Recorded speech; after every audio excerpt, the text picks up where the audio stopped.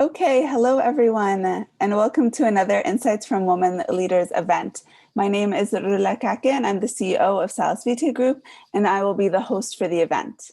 Welcome to all those that are new and those that are returning from our previous conversations and events. So a little background on the Insights from Women Leaders event. We launched, or the series actually, we launched the series in October of 2020 as a platform to hear from women leaders with varied backgrounds and perspectives on the topics of leadership, addressing current and future challenges, what the future and what skills we need moving forward, as well as how their experiences have shaped their outlooks.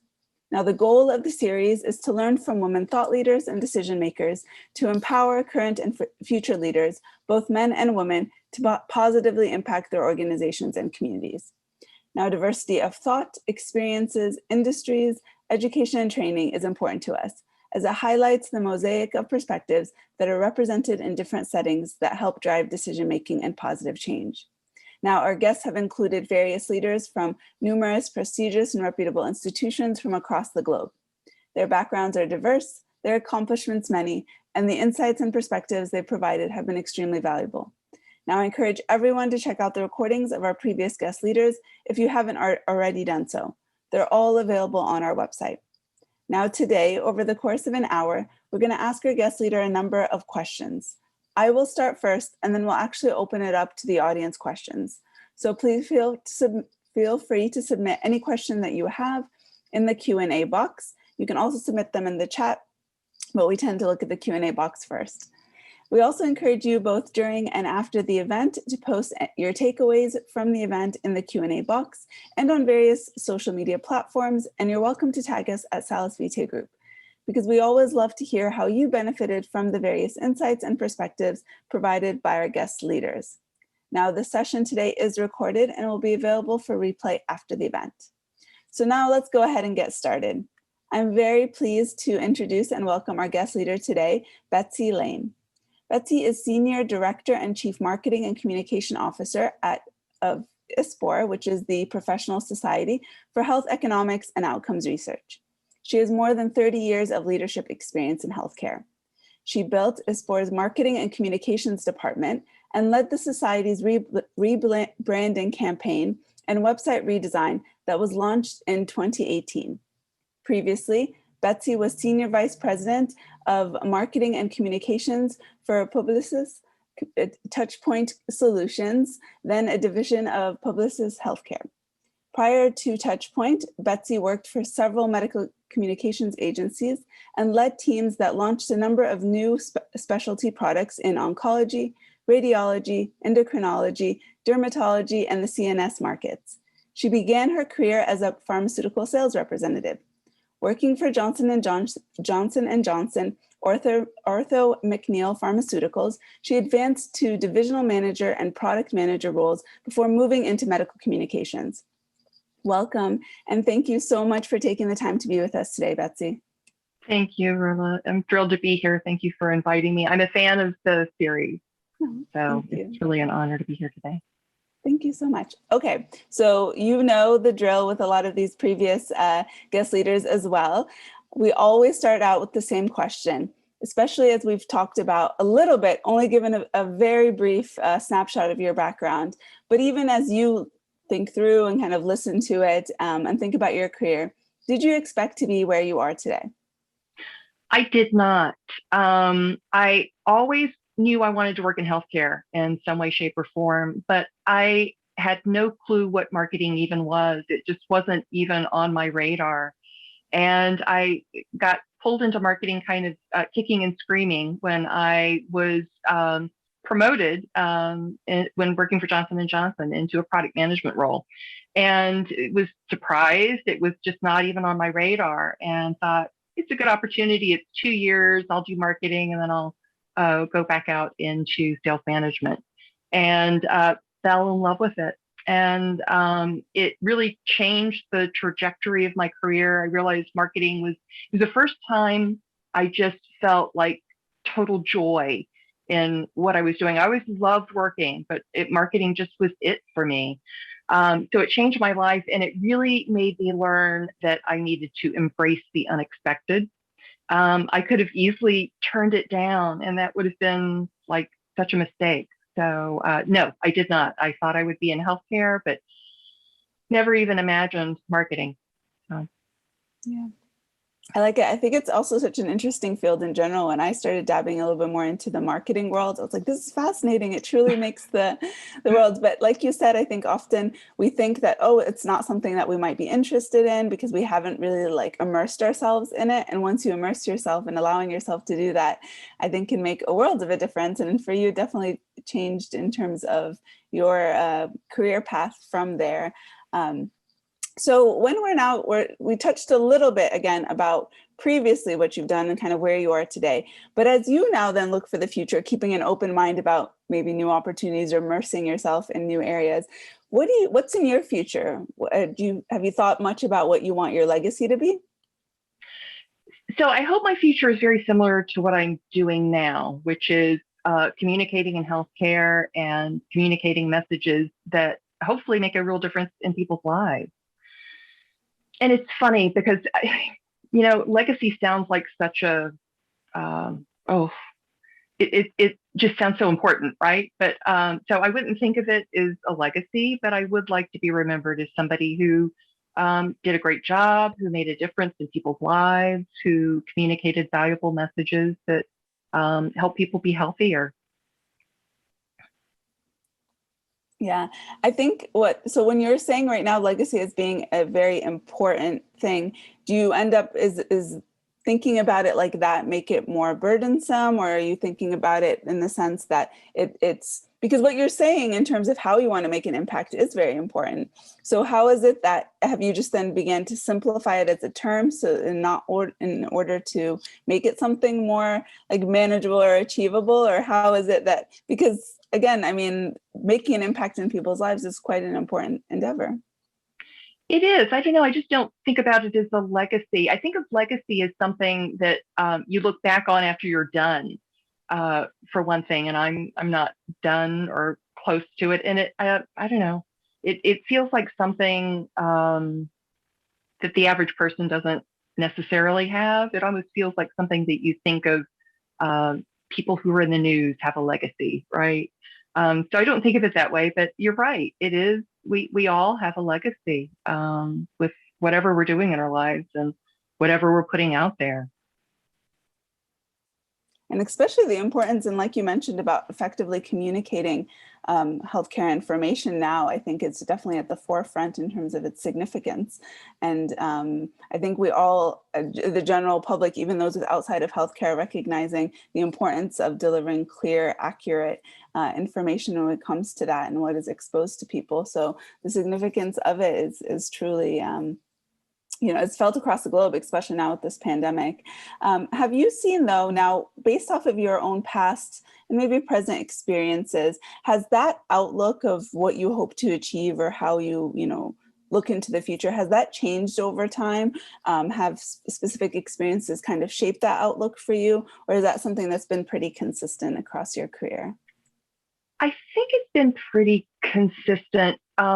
You touched on something about COVID, though, which is COVID sort of has amplified everything, I think, in our lives.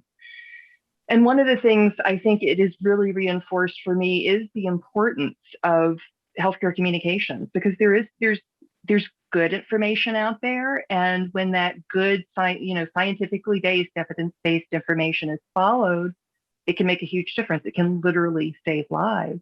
And yet there's a lot of misinformation. There's a lot of lack of health literacy and lack of science literacy that's out there. And I think it's done so much. COVID has just turned all of our lives upside down. And the pandemic has changed virtually everything that we do. But it's really reinforced for me how important messaging and communications in healthcare really is. And we just see it amplified as we do so many things with the pandemic. Has it allowed the conversations to become easier around the importance and significance of this? Or has it allowed for more types of conversations? Have you found yourself in more kind of different rooms with different people trying to talk about this issue?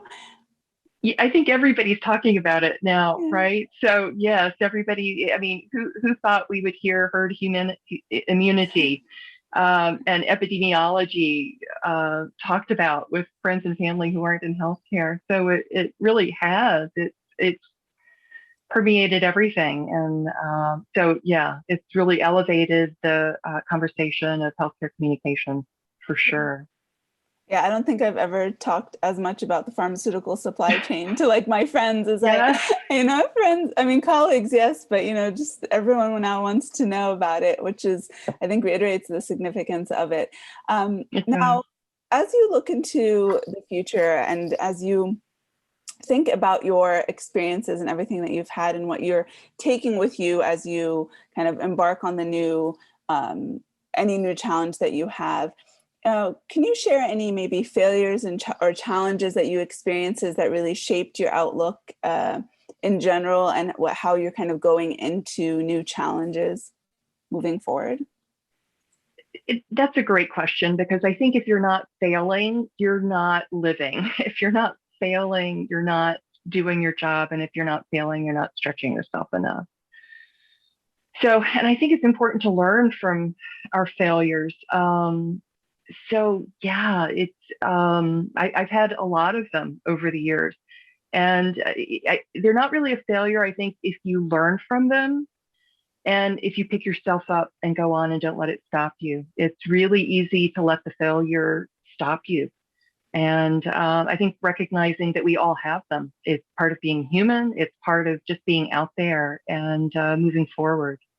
So, but yes, I have them daily, weekly. Some of them are bigger than others. But yeah, we learn and we pick up and we move on and hopefully either learn not to do it again or learn how to do it differently. Yeah.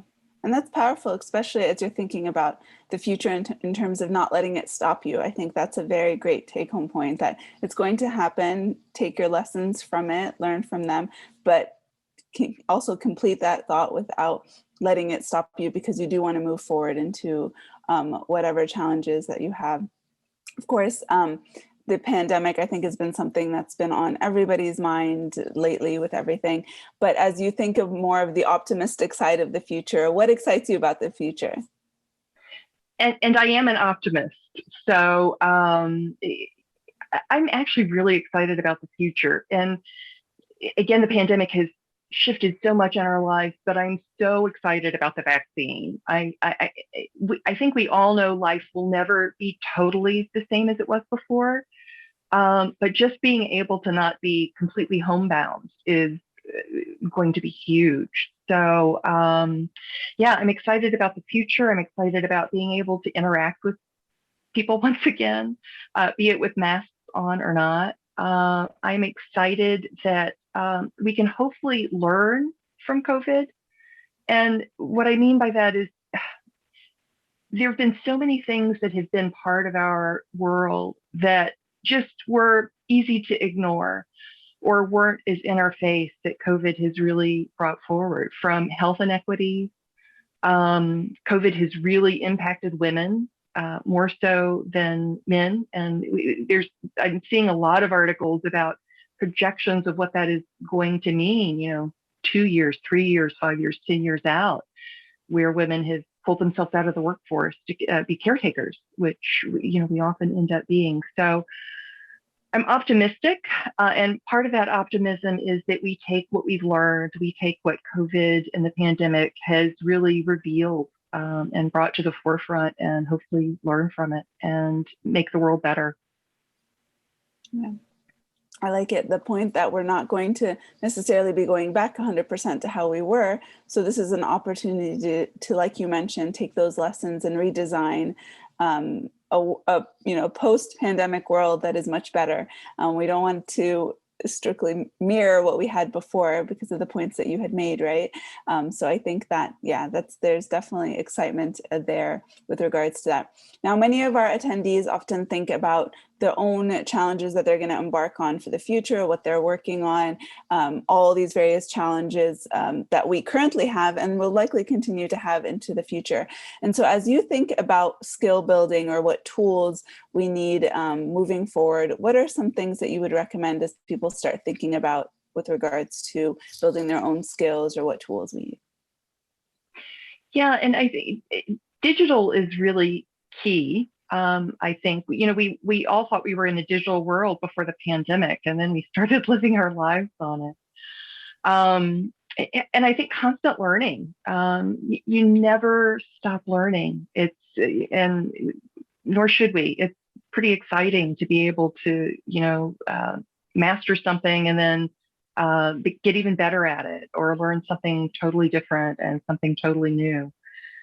And I think, the tools that will take us forward past the pandemic are digital, and it's going to be interesting to see what happens when we go back to what they're calling the new normal. It won't be what we had before, but you don't put the genie back in the bottle. We're going to be using Zoom a lot, even when we're able to meet in person.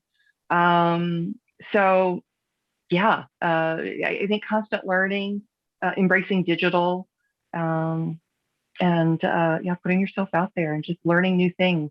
It's exciting to do that. Yeah. And then actually to even think about, when your point too is that even if you thought you were tech savvy or you knew the technology, that's going to keep growing so fast. So it's something, there's certain disciplines I feel like there's constant need to learn a lot about. Technology is definitely one. I think, like we even started here, the marketing world and how you communicate things more effectively is going to be constantly changing, because how we communicate now is very different than maybe how it was even a few years ago, maybe 10 years ago. So that's also such an interesting world in itself in terms of the power of communication and how that's adapting. I think even professionals on a individual level are constantly thinking, how am I communicating? And then you have organizations and regions and countries. And so that's definitely exciting. So now let's transition a little bit more to the present. So are there any current initiatives that you're working on that you're really excited about that you want to share with us? A lot. ISPOR does a lot. And with being marketing and communications, we're typically supporting that and communicating it out there. But we have our annual international meeting that is in literally a month, ISPOR 2021, that we're working on. ISPOR also just released its science strategy about a month ago. And we've been supporting the communications of that, which is really exciting. It's 8 themes that we're in development for, I think, a year to year and a half with our science office, our membership, and Health Science Policy Council. And these 8 themes are going to guide what ISPOR does, and hopefully the HEOR community over time that we think will have the greatest impact on HEOR and healthcare. So that's really exciting. And then a third one I'd add that's near and dear to my heart and kind of applies here is ISPOR has a Women in HEOR program that I'm heavily involved in. And the goal is to really advance women in the field, to provide resources. We typically will have sessions and networking sessions. We'll have virtual networking sessions at the upcoming conference to advance women in the field and really support their development. And we know that women in STEM and women in healthcare overall, it's an issue like it is everywhere. So how do we support each other? How do we support women in the field and help them move forward and not get stuck and not moving ahead into the highest positions? Yeah.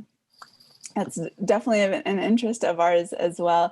And for many of the attendees, ISPOR has so many great resources. I remember when I was still a fellow too, that was like the conferences, those annual conferences are always, such great resources to have. And so if you want to, we can link different websites when we have the recording up for those that are interested about the various different resources that the organization has to offer. So definitely, if you're interested in pharmacoeconomics or outcomes research, it's a great area. And like you mentioned, there's always different committees and groups and initiatives that they are working on.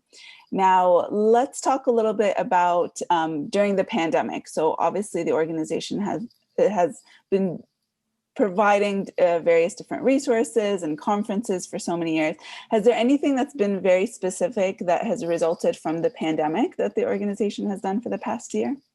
There actually is a lot. We've had, as you can imagine, literally hundreds of sessions at our conferences that are COVID related.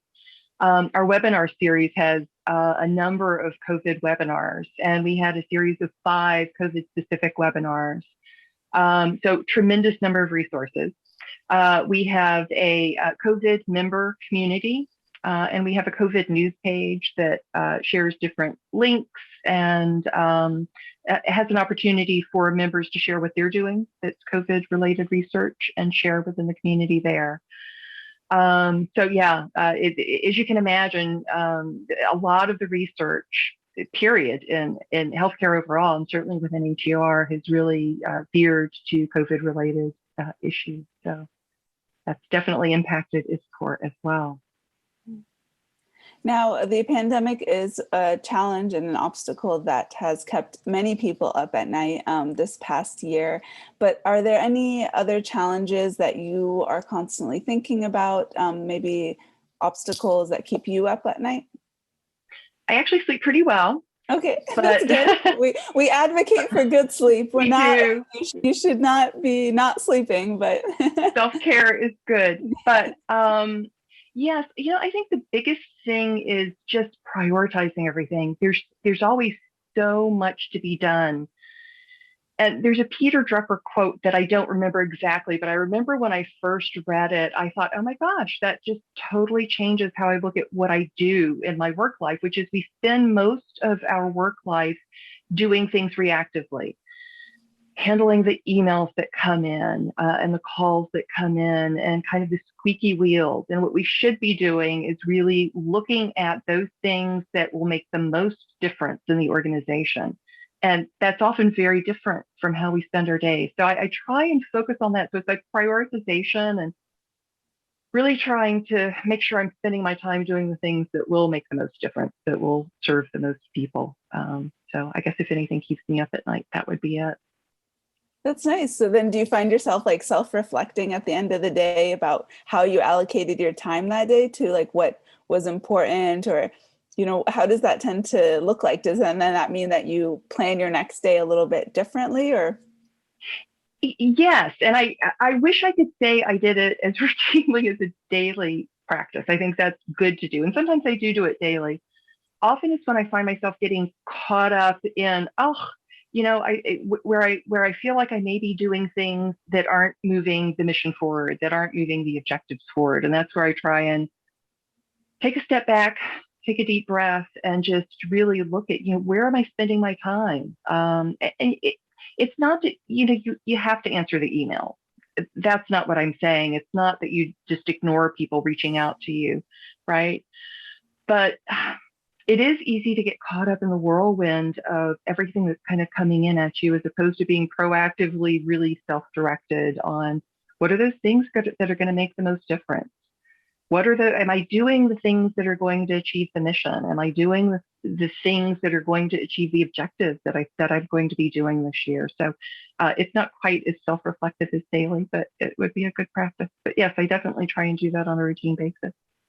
And I think that's definitely fair, because I think that's an obstacle we all think about often in terms of time management and how we prioritize. And I think once you get that system down in terms of thinking about how is it that you're going to group what you prioritize, from that being reactive to proactive versus moving the needle forward or working on those initiatives. So for you, as you also self-reflect, no matter how often that is, how do you define success for an initiative or what you're working on, or what do you consider moving the needle forward? Yeah, well, ideally we define what that objective is before we kind of start in it, right? So we know where we're going. And from a marketing standpoint, strategy is huge. You don't want to I use the example a lot of, if you get in the car and start driving, you don't know where you're going to end up. But you set the GPS and you follow the GPS, and that's the strategy. That's kind of where we're going. So ideally, you know exactly where you're wanting to go, and that's where you kind of measure how successful we are. That's not to say it doesn't change. I mean, again, the pandemic is an example. I think we all had, I know that in early 2020, we had goals, objectives, we had a business plan, and that changed a bit with COVID. We took all of our conferences and summits and meetings that we were going to do in person, and we turned them into virtual, and turned on a dime and pivoted, the famous pivot word that we all hear. So that's not to say that sometimes it doesn't change for good reason, but ideally we know exactly where we're going, and kind of shooting for that. And I think personal success is a little different. It's we often hear in business that this person is a success, or um, this person isn't a success, and that is, I think, a fallacy. I think success individually is what we say it is. Not everybody wants to run a company, nor should they, right? Not everybody wants to be president of the United States. Many people are happy. I know I'm happy right where I am. I don't want to run a company. So I think it's really important knowing where you want to be, what you want to do, and what success is for you individually. I really like, so the first element too about success being that we have to plan or work forward towards a plan, but recognizing, I think the part about also recognizing how that will change, and that doesn't necessarily mean that something is no longer a success or deemed not a success. Mm-hmm. And I think that's very powerful, because many people just often judge if they're not going according to their initial plan that they had set, and then it wasn't a success. But then just success is just going to slightly look differently. And to your point about it's what we also give, like the amount of, the weight that we give the word or how we define it, that can constantly change, whether it's professional or organization related. I think it's also powerful because the burden of it becomes less, right? Yeah. And so like you had mentioned, when you're trying to adapt, and you don't have to run after the standard metric of success or what someone else deems that to be. But I think the ability for it to constantly change is also nice, right? Because, if it doesn't work out initially, it can still succeed in a different light. And sometimes yes, it's actually more successful too. I mean, sometimes mm-hmm. we set a goal at wherever our goal is and we surpass it, and you don't want to just say, okay, I'm done, right? You may want to then stretch and expand that. So, yeah. And it goes back, I think, to our initial even question about then you immerse yourself in something new that you don't necessarily have seen that would actually contribute overall much better to your own professional career or to the organization's metrics or outcomes that you have anticipated. Now, when we also think about success, now we've kind of talked a little bit about it as maybe an individual level or even as an organization. We know that the success isn't just something that we achieve alone. We often have to create environments for success. So how do you create kind of an environment for success, be it for your own success, your organizations, your teams? Yeah, I think having the objective and goals and strategy in place is important, because then you're not just aimlessly kind of going about your day. Success is interesting because it's one of these terms that it's a vase that you can fill with lots of things, right? For me, I think success is doing something that I love, doing work that I love, working with people that I enjoy working with and for those people. There's a great quote too by Dr. Martin Luther King, and I don't remember it exactly, but it's about, you can be a street sweeper, but if you're a street sweeper as Michelangelo painted, then you're a success. So you can do absolutely anything with your heart and with your soul and put everything into it and find meaning in it. And that's really success. Very nice. Do you find that when you're among teams or within groups that you are quote unquote more successful when you have a shared mission or that you support one another? Or how does it then begin when you're thinking about working with your teams or who you lead? Yeah, I'm glad you brought up teams because it's so important. We never get anything done by ourselves, ever. It's always a team. And even when you see people getting awards, they didn't do that by themselves. They did that with a team. It's critical.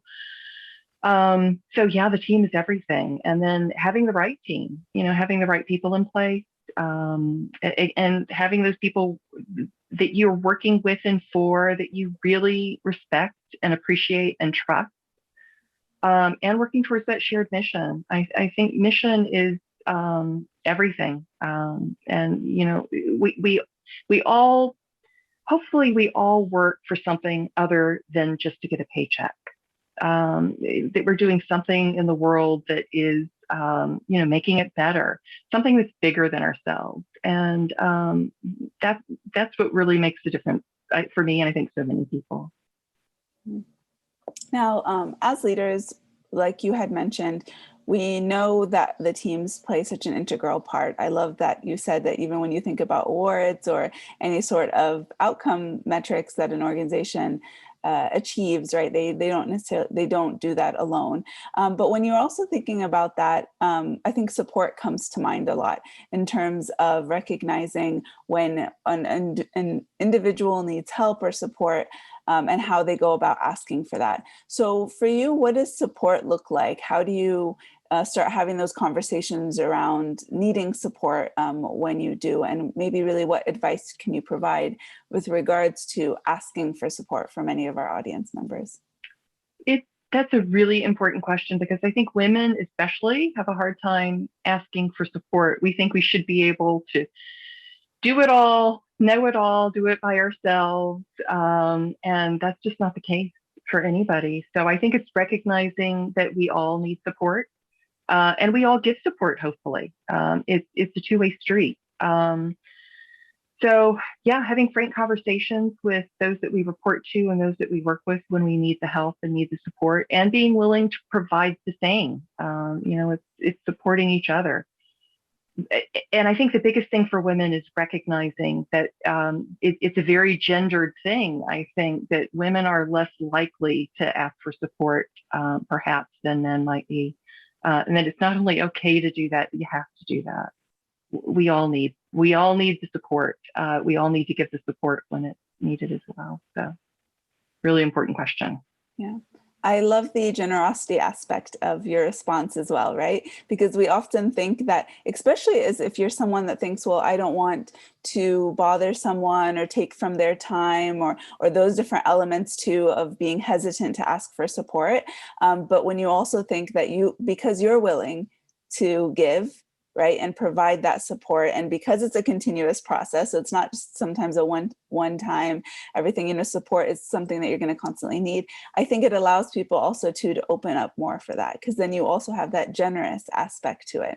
And I think that's very powerful for those that are listening about support, is that you can also be that support for someone else, and that allow you to, it's not just a take, right? Kind of that mentality of, well, I'm just asking something of someone. Yes, but you need to. And then there's that element of generosity, which I think is lovely for that question.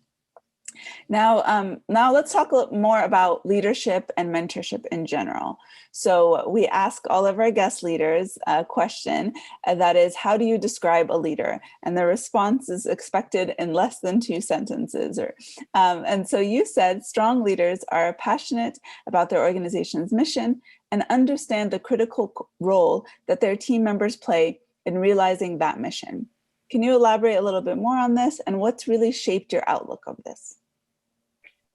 Yeah, and I think what shaped my outlook has been mentors that I've had, and people that I've looked to try and emulate.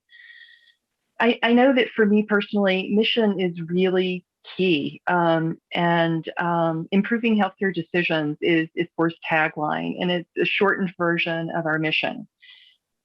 And that is tremendously motivating to me. To be able to even play a small part in improving healthcare decisions globally is just, I'm up for that, sure. And the team piece of things is, it takes a team to achieve that mission. And it's important that the team understands that they're a part of achieving that mission.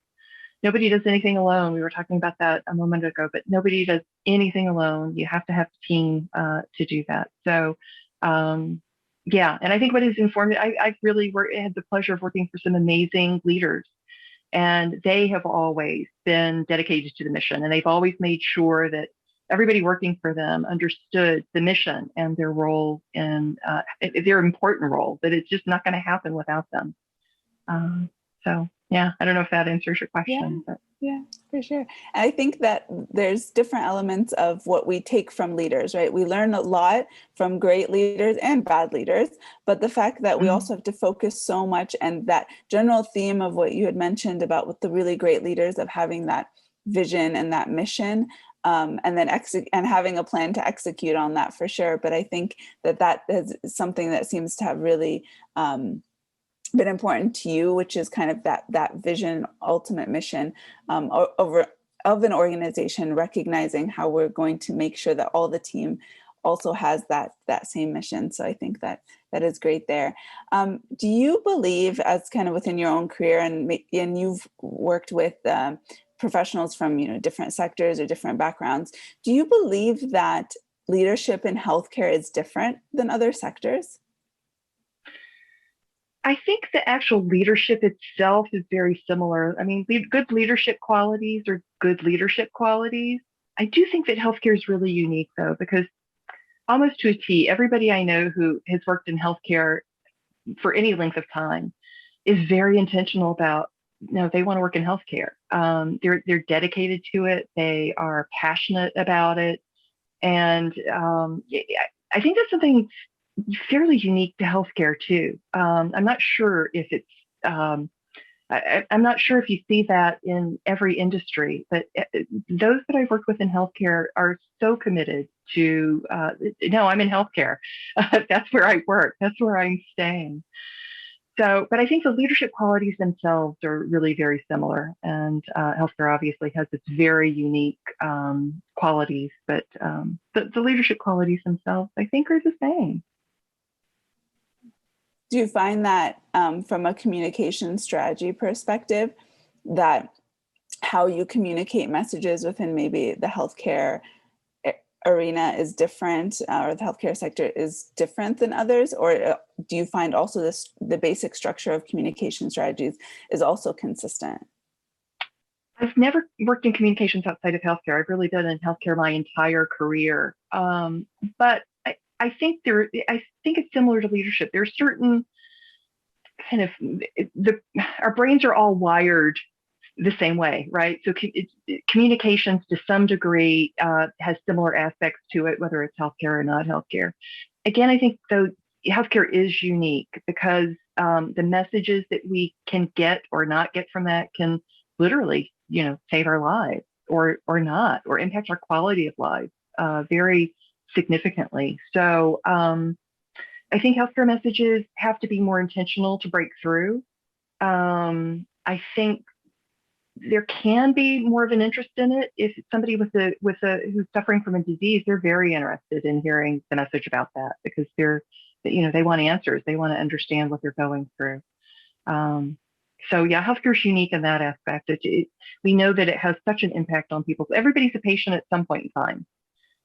If we're not a patient today, we will be at some point. So. Yeah.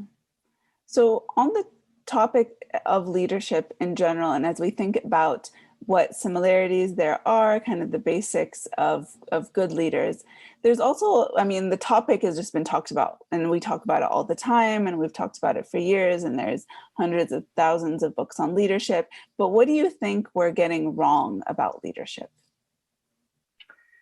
I think what we have gotten wrong in the past is this idea that there is one correct way to lead, that there's one form of good leadership, and that's not the case. I think what we're starting to see that's getting it more right is a lot of the qualities that are referred to as women's leadership qualities, being very collaborative, being empathetic, being very mission focused. Those are the things that are talked about now often as really good leadership qualities. And I think that's getting it right. And it's also, though, important to know that there isn't one way to lead. And one of the things that's so great about your series is it shows that. You show such a diversity of different types of people and different types of leadership. And the saying of you can't be what you can't see, you're kind of solving that through your series. You're showing a wide variety of different people in healthcare, but different parts of healthcare, and that lead in very different ways. So yeah, there is no one right way. But I think we are getting it more right by embracing some of these things that have been considered, and they're not really women leadership, it's just leadership, but they're often called, women's leadership qualities of collaboration and empathy and being mission focused.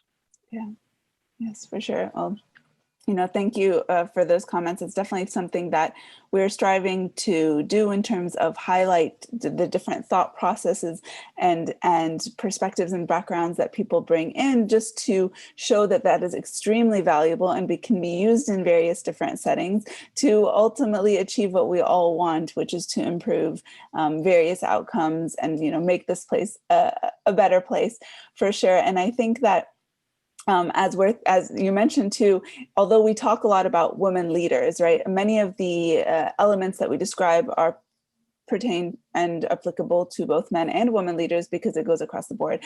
And I think, like many of the guest leaders have talked about in the past, what women do really well, which is an exceptional quality in leader, is to listen. Right? The ability to listen and to empathize and to kind of create those types of teams. And I think that's something that has been consistent across a lot of the conversations we've had. And so definitely being able to leverage and highlight those strengths that we have as women leaders is I think been really phenomenal as well. So I think, to your point too, about even as we're thinking about what we're getting wrong, having that only grouping or thinking about any topic, be it leadership or success or anything, as to there's only one way to do it, it's like it just does not provide you the opportunity to move. So I love that you did highlight that there. Now, when we also think about, we talked a lot, we started the conversation a lot about the challenges that we have currently that we're all trying to pursue, or the challenges that we're addressing in the future. Do you think, what do you think about in terms of the kinds of leaders we need to be into the future? Is there someone, like, if you start, describing a leader that I think will address these future challenges, what does that leader look like? Oh, well, I think it looks like somebody who cares about people. I work for a non-for-profit now, but when you're working for for-profit, if you care about people, that's good for the bottom line too. So caring about people, I think, is cool. Being mission focused, that we've talked about. You've got to know where you're going if you're going to get there, and that mission is really what gets you there. And having courage. I can't say the word courage. It's not easy to really make change in things that have been really recalcitrant for many, many years. And as we talked about a few minutes ago, COVID has just, they've always been there, but has laid them bare. Health inequities, inequities of just people understanding basic health literacy. There's just so many challenges that COVID has brought to the forefront, and it will take courage to really tackle them, and we should. I think a theme that's definitely coming to mind, which I think has been so powerful right now too, throughout our conversation, even if you want to be a leader, quote unquote, in terms of whatever position you want, or lead teams, or to whatever capacity, I think so much of the underlying theme has been very much have a mission, have a vision that you want to go with, and a plan to execute that. Making that, I think, a priority of what you're saying as a leader is so great. And then you kind of couple it with all of these other things that you've been mentioning throughout, in terms of courage, kindness, empathy, the ability to embrace new things. I think those have been really great in terms of thinking about how you kind of add to those various different elements. Now, our audience members all vary within different stages of their career. So we have some that are students all the way to top executives. So is there any leadership, maybe lessons or advice that you can provide to the different audience members at various stages of their career? I think that a lot of those lessons that I would have are no matter where you're at in your career. And so one of them is to really recognize what you bring to the table. It's easy. And again, women are kind of more likely to do this. It's easy to underestimate everything that you bring. So recognize that. Really look at what your strengths are and embrace what you bring to the table. The other thing that I think is so important, no matter what stage of your career, is being persistent. You look at anybody who's had any level of success, and when you really look at their stories, they have had failure after failure after failure, and it just doesn't stop them. They keep going. So that persistence, showing up, being there, and being persistent is, I think, everything. Just don't give up. Keep going. And the people that you see who have achieved these amazing things, they just don't stop. They're just very persistent. Keep going. I like that. And that's regardless of what you're pursuing, whether it's being a specific position, addressing a certain challenge. I think that is a wonderful theme to have there. Now, we are going to get to our last question before we're going to open it up for Q&A. So please feel free to submit your questions in the Q&A box. And so this is going to be our last question before we go to audience questions. And that is that we often use this question as an opportunity to support one another and recognize the positive influence that we have on one another. Can you name a woman who's inspired you, and why did you choose this person? Yes, I can, but that's such an impossible question because there are so many, right? You can never name everybody, but I'm going to say my mother. And for those people who knew my mother, that might be an unlikely choice because she wasn't a businesswoman. She was a housewife and a mom, but both she and my father constantly told me I could do anything I wanted. I remember hearing it so much, it was like, why are you telling me this? But it's such an important lesson, and it made me feel like I had no boundaries. It made me feel like it does feel sometimes as a woman, if you don't see somebody like you in positions, that maybe you can't do that. But that message just made me feel like I could. So I would say my mother. She really instilled in me that I could do anything that I wanted. And I would also give a shout out to the men in the world. So many of my mentors, I've had wonderful women leaders and mentors and champions, but I also had a lot of men who I've worked for who were just so committed to women advancing in the field and contributed to me. So a shout out to all of the great men out there who do their part for women in the workplace. I like that. I like it. So the first one too about your mother, we found that most guest leaders, they want at least two, so that they're always definitely including their mother, we found, which has been really nice. Yeah, and I think that second statement about, I think, recognizing who supports us individually or within our organization, regardless of who it is, I think is very powerful, like you had mentioned, right? To give credit when credit is due there. Now, we do have a question around, obviously, with your background about communication strategies. So what are maybe the top 4 or 5 things you focus on when you communicate, to communicate effectively? Oh boy, great question. A tough one to answer. I think simplicity, and you and I had a conversation about that, but simplicity is key. It's really easy to communicate something in a long way and in a complex way. And that's what a lot of communications are, which is why a lot aren't super effective. So getting things really simple and clear it is hard and it takes work. But when you do that, it makes all the difference in the world. So I would say take the time to really work through your messaging, get it clear, bounce it off people, make sure it's understandable and as simple as possible. And that will not be the first thing that comes out. It will take work and editing to get there. So simplify. Are there other strategies that you might use when you are either in meetings or maybe, so there's different forms of communication. We have our email, our written, or when you present something, when you're trying to convince someone of something. So. Yes, and you touched on it earlier, which is listening. And it's so that's another one that is really hard to do. I think we're not quite wired to listen really well as human beings. We're always thinking about oh, I know what they're going to say next, and I know where they're going, and how am I going to answer that?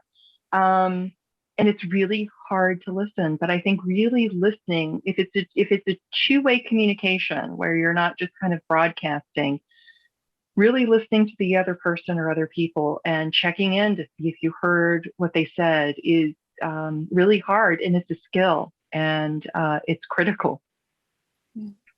Which I think is always, I love when people integrate the whole idea of listening as a big communication strategy, right? Because we often think communications, that means we should be talking or we should be providing that information, whereas actually listening is a part of a communication strategy, which I think, like you highlighted as well, is that it makes your communication even more effective.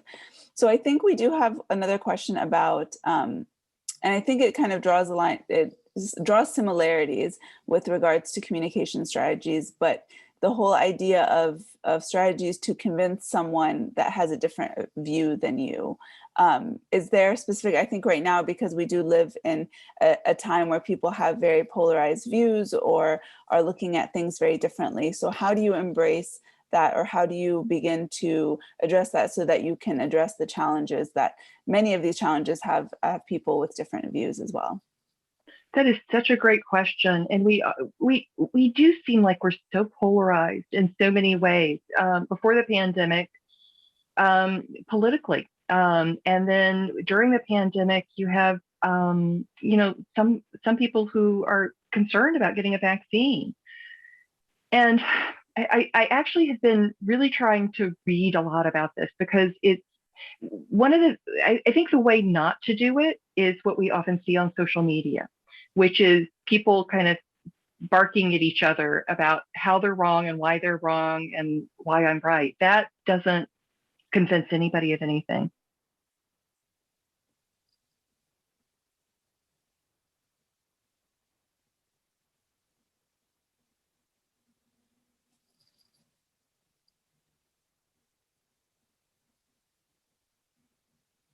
And is when you really have a conversation with somebody and you really peel back the layers. Often we believe a lot of the same things. Often our values may be the same.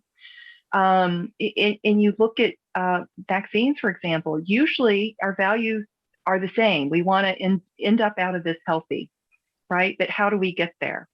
So it's the hard work of listening, having a conversation, talking, I think not attacking somebody, and really trying to hear where they're coming from. And it's not easy, is it? It's not easy, especially when you have completely different, you think you have completely different views. So how do you peel that back and find understanding? Yeah. Find understanding and find the similarities, which I think is very powerful there, to then begin the conversation in a different light, right? You go from disagreeing about something to then starting it out with what is it that we have similar and what we see there. As kind of the last question, because we only have a few more minutes, but it's with regards to supporting other women. So it seems, so the statement is that since you're involved a lot, the women in health economics and outcomes research, what strategies do you have for those that are interested in supporting other women? Yeah, a couple things. I would say connect with whoever you can connect with. A lot of businesses have their own women's affinity group. So if you've got one, join it. If you don't have one, start your own informally. You don't have to have a formal mentoring group in order to, or networking group in order to network. You don't have to have a formal mentoring program, I think, in order to mentor. If there's somebody that you want advice from, I think you say, I really like your work at XYZ. I'd like to bounce something off you. Can I buy you a cup of coffee? Or can we have coffee over Zoom in today's world? And then the resources that are out there, ISPOR's Women in HEOR resource, and thank you, Rola, because I would love to post the URL for that. For those who may not be familiar, there's also Healthcare Businesswomen's Association, HBA, which is a wonderful resource. Has a lot of ability, a lot of opportunities to network, gain mentoring opportunities, and I've been a member for years and highly recommend it. So we only have about 2 more minutes remaining. So are there any other closing remarks or final thoughts that you would like to add to the conversation today, Betsy? The only thing I would say is just believe in yourself and don't stop. Be persistent. That will get you very far. So go for it. And thank you for having me on today. It's been an honor. Of course. Pleasure. Well, on behalf of Salus Vitae Group and myself, I would like to thank you for joining us today and for sharing your experiences and for this lovely conversation. There were several actionable items and several themes throughout this conversation, but I think a very big one is to constantly keep moving forward, have that mission, have that plan, and then have the empathy, the courage, the kindness, among so many other things that you said, Betsy, today that I think will resonate with a lot of people. So we have several exceptional guest leaders in the coming weeks. So please visit us at salusvitaegroup.com to learn more and register for all the upcoming events. And feel free to tag us at Salus Vitae Group if you post any key takeaways that you have, because we would love to hear how you benefited from these programs. Thank you again for joining us today, and we hope to see you at the next event. Thank you so much. Thank you.